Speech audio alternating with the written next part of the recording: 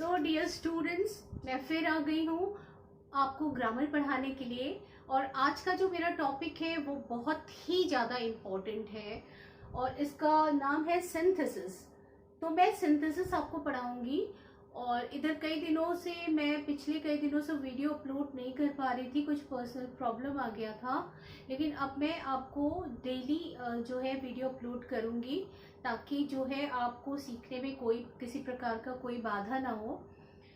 तो आज का जो मेरा टॉपिक है वो सिंथेसिस है, और सिंथेसिस जो है वो बहुत इम्पोर्टेंट होता है। खासकर 11-12 के बच्चों के लिए तो बहुत ही ज़्यादा इम्पोर्टेंट है क्योंकि उनके कोर्स में आता है। और साथ ही साथ इसके बाद जो है, अगर आप कॉम्पिटिटिव एग्जाम्स के लिए प्रिपेयर करते हो तो पूरा सिंथेसिस जानना आपके लिए बहुत ही ज़रूरी बन जाता है। तो इसलिए मैं ये टॉपिक लेके आई हूँ, और ये टॉपिक मेरे कई पार्ट्स में चलेंगे, पार्ट 1, पार्ट 2, पार्ट 3 करके।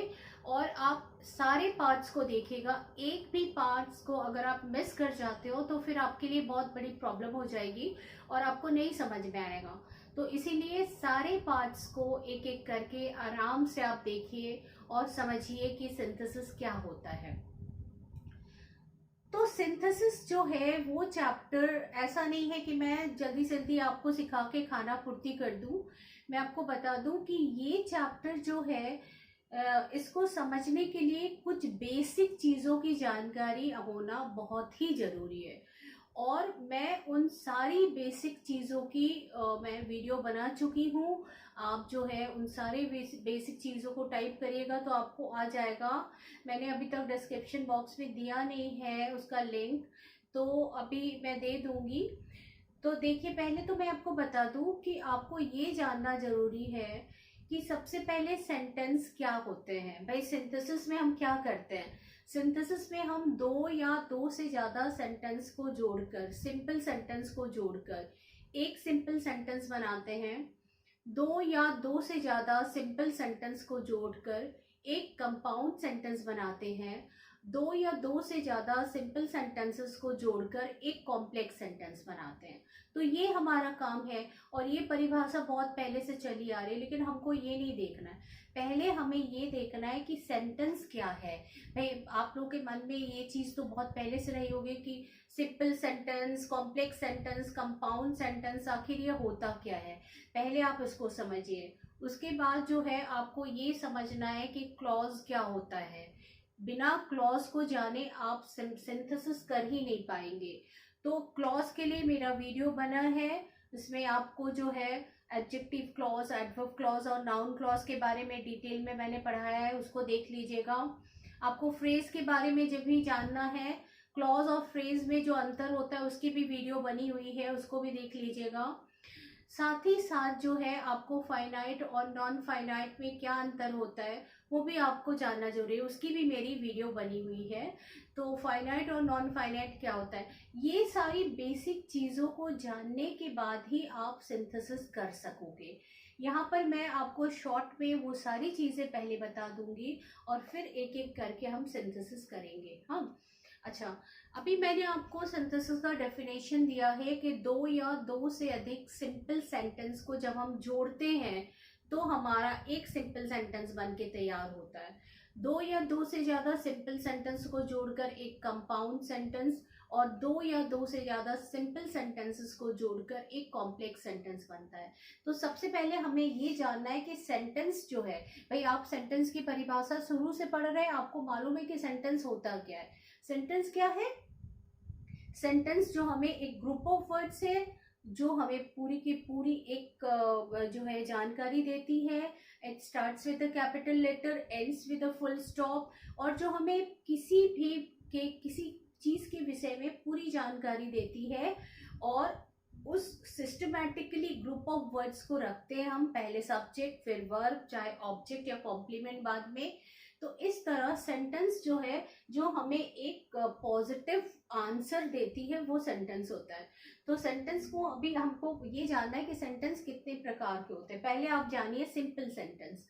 अब देखिए, अगर हम सिंपल सेंटेंस लिखें तो सिंपल सेंटेंस में एक चीज आपको जानना बहुत जरूरी है कि सिंपल सेंटेंस जो होता है,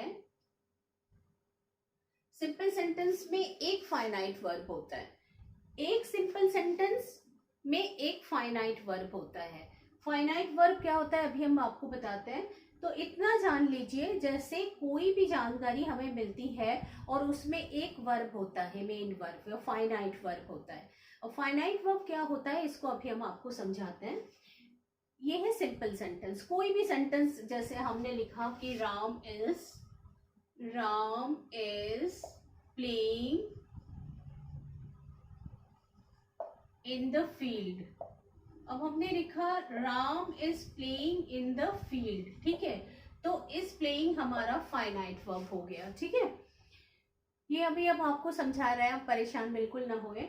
दूसरा है आपका कंपाउंड सेंटेंस। अब आइए पहले कंपाउंड सेंटेंस जान ले। कंपाउंड सेंटेंस वो सेंटेंस होता है, अब आपको बताया मैंने सिंपल सेंटेंस में एक फाइनाइट वर्ब होता है। कंपाउंड सेंटेंस वो सेंटेंस होता है जिसमें दो प्रिंसिपल क्लॉज होते हैं, जिसमें दो प्रिंसिपल क्लॉज होते हैं और दोनों क्लॉज जो है वो एक दूसरे के ऊपर डिपेंड नहीं करते और दोनों स्वतंत्र होते हैं। अब आप कहेंगे मैम क्लॉज क्या होता है? क्लॉज के लिए आप वीडियो देखिए, लेकिन अभी मैं आपको क्लॉज के बारे में भी इसमें समझाऊंगी। तो इतना पहले आप इनकी परिभाषा जान लीजिए, आपको कुछ करना नहीं है। कंपाउंड सेंटेंस वो सेंटेंस होता है जिसमें दो क्लॉज होते हैं और दोनों क्लॉज इंपॉर्टेंस रखते हैं, यानी दोनों एक दूसरे के ऊपर डिपेंड नहीं करते, दोनों स्वतंत्र होते हैं, ठीक है। और एक कोऑर्डिनेटिंग कंजंक्शन के द्वारा जुड़े होते हैं। जैसे अगर हमने एक सेंटेंस यहाँ लिखा कि God made the country and man made the town,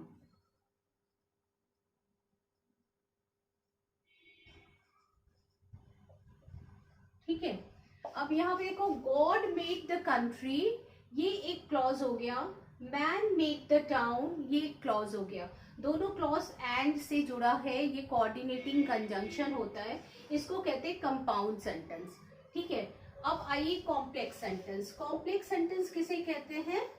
complex sentence वो सेंटेंस होता है जिसमें एक प्रिंसिपल क्लॉज और एक या एक से ज्यादा सबऑर्डिनेटिंग क्लॉज होता है, ठीक है। ध्यान दीजिए, एक प्रिंसिपल क्लॉज या एक से ज्यादा सबऑर्डिनेटिंग क्लॉज। अब देखिए, जैसे हमने लिखा Ram could not attend the meeting because he was ill। अब यहाँ पे देखिए, मैंने बोला कॉम्प्लेक्स सेंटेंस में एक प्रिंसिपल क्लॉज, एक या एक से ज्यादा सबऑर्डिनेटिंग क्लॉज होते हैं। तो इसमें Ram could not attend the meeting, ये हमारा प्रिंसिपल क्लॉज है, और बिकॉज ही वॉज इल, ये सबऑर्डिनेटिंग क्लॉज है जो अपनी मीनिंग के लिए प्रिंसिपल क्लॉज के ऊपर डिपेंड करता है। अच्छा, ये थोड़ा सा कंफ्यूजिंग होगा आपके लिए, क्योंकि अभी मैं आपको जस्ट इंट्रोडक्शन दे रही हूँ, इसके बारे में मैंने अभी डिटेल में नहीं बताया हुआ है, तो आप इन सब में मत जाइए। अभी पहले आपको ये जानना है कि सिंथेसिस के पहले कुछ बेसिक चीज़ें होती हैं, उनको जानना जरूरी। ये चीज़ों में मैंने आपको एक चीज़ बताया कि सेंटेंस तीन तरह का होता है, simple sentence, compound sentence, complex sentence, और ये भी बताया कि सिंपल सेंटेंस में एक फाइनाइट वर्ब होता है और एक सेंटेंस होता है। कंपाउंड सेंटेंस में क्या होता है कि इसमें एक जो है दो प्रिंसिपल क्लॉज होते हैं, और कॉम्प्लेक्स सेंटेंस में एक प्रिंसिपल क्लॉज और एक सबऑर्डिनेटिंग क्लॉज होता है, एक या एक से ज्यादा भी हो सकता है। फिर जब हम सिंथेसिस करते हैं तो क्या करते हैं कि दो या दो से ज्यादा सिंपल सेंटेंस को मिलाकर एक बना देते हैं, एक सिंपल सेंटेंस। दो या दो से ज्यादा सिंपल सेंटेंस को मिलाकर एक कंपाउंड बनाते हैं, और दो या दो से ज्यादा सिंपल सेंटेंस को मिलाकर एक कॉम्प्लेक्स सेंटेंस बनाते हैं। चलिए, इतना तो अभी आपने जान लिया है, ठीक है। अब इतना आपने जाना है तो आपको ये भी जानना जरूरी है कि क्लॉज क्या होता है। क्लॉज जो है बेटा, उसके लिए मैंने एक वीडियो अपलोड किया है, एक नहीं, काफ़ी वीडियो है जिसमें क्लॉज के बारे में मैंने बताया है। यहाँ मैं आपको बहुत ही शॉर्ट इंट्रोडक्शन दूंगी, क्योंकि मेरा मेन मकसद है आपको सिंथेसिस पढ़ाना। लेकिन सिंथेसिस पढ़ाने के साथ साथ अगर आप clause, phrase, finite, non finite ये नहीं जानेंगे तो सिंथेसिस करना फिर बेकार है, क्योंकि आपको समझ में आएगा ही नहीं। हाँ, तो क्लॉज का डेफिनेशन मैं बता दूं कि ये देखो, ये बेसिक चीजें जान जाओगे तो बड़े आसानी से आप समझ जाओगे कि सिंथेसिस क्या होता है। अब देखिए, क्लॉज क्या होता है। क्लॉज कुछ शब्दों का समूह होता है, कुछ शब्दों का समूह होता है जिसमें एक सब्जेक्ट और एक प्रेडिकेट होता है। ठीक है, जैसे सेंटेंस क्या होता है, सेंटेंस भी शब्दों का समूह होता है। ठीक है, उसमें भी सब्जेक्ट होता है, उसमें भी प्रेडिकेट होता है। तो आप कहेंगे कि मैम फिर अगर सेंटेंस में भी सब्जेक्ट है, प्रेडिकेट है, प्रेडिकेट का मतलब वर्ब, सब्जेक्ट है, वर्ब है, और क्लॉज में भी सब्जेक्ट है, वर्ब है, और वो भी शब्दों का समूह है, वो भी शब्दों का समूह, तो हम क्यों ना उसे सेंटेंस ही बोले। नहीं, हम उसे सेंटेंस नहीं बोलेंगे, क्योंकि क्लॉज जो है होता है उसको हिंदी में कहते हैं उपवाक्य। उपवाक्य का मतलब होता है कुछ छोटे छोटे वाक्यों को जब हम छोटे छोटे भागों में विभाजित कर देते हैं उसको कहते हैं उपवाक्य। ठीक है, जैसे उपवाक्य क्या होता है, क्लॉज का एक एग्जाम्पल आप देख लो। जैसे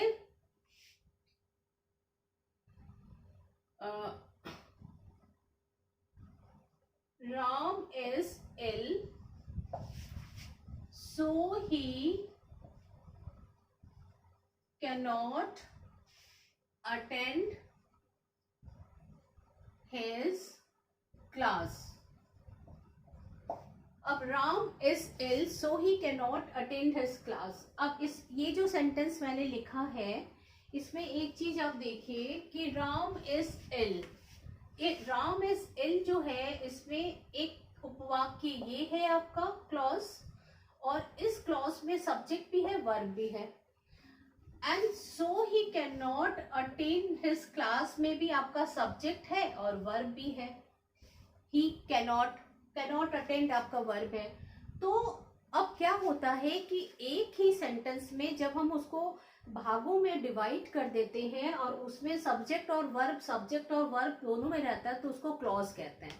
क्लॉज का मतलब उपवाक्य होता है। ठीक है, इसी तरह फ्रेज भी वही है जैसे क्लॉज है वैसे फ्रेज है, लेकिन फ्रेज भी शब्दों का समूह होता है।